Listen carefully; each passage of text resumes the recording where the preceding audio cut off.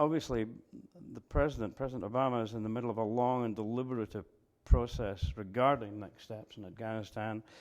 On the one hand, his own military man, McChrystal, is urging fairly rapid sort of deployment of more troops. And a lot more troops. Others, President Biden, Vice President Biden's urging more of a focus on Al-Qaeda and the Pakistani issue. And I know you've also come back from Islamabad, so there's a sort of a wealth of issues that are going on. What do you see of the prospects there from? Well, I wonder, I had a long and interesting conversation with one or two of the senior foreign affairs ministers in Pakistan. And one of the things that one of them said to me, I'm not at liberty to say who because it was a private conversation, but he was a very senior foreign office man in Pakistan.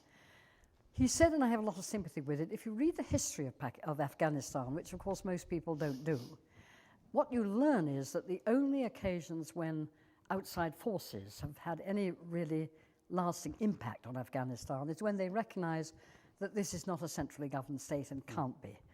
I think we, the Western world and NATO and so on, may have made the mistake from early on of believing that we could impose on Afghanistan a centralized rule, as clearly happened in Iraq. Iraq was already centralized, and we overthrew the existing government, and we got another one. In the case of Afghanistan, it's fairly clear that the rule of the central government doesn't run much beyond Kabul, and not even all of Kabul, that there are parts of Afghanistan which simply aren't going to be ruled from Kabul.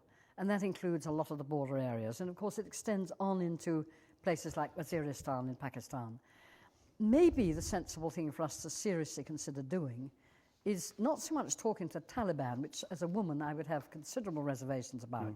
Their record is shocking on, for example, the education of girls and so forth, but rather with local leaders who have an interest in keeping their own areas at peace, making sure that we have a whole set of, as it were, bilateral discussions with them, and that we see the central government as being not much more than an administrative convenience for distributing certain things like defense and aid and so forth. I think the worry right now is that because the people of Afghanistan clearly do not have a great deal of faith in their newly elected, but dubiously elected, new president. And we've got, in addition to that, of course, the fact that we have the quite striking testimony of Peter Galbraith, who was not prepared to keep quiet about the level of fraud. I mean, everybody puts up a little fraud. This was a lot of fraud. And so there's always going to be questions about the legitimacy of Mr. Karzai. And there's always the problem with Afghanistan, since it's tribal, of how far you can only exert a tribal loyalty.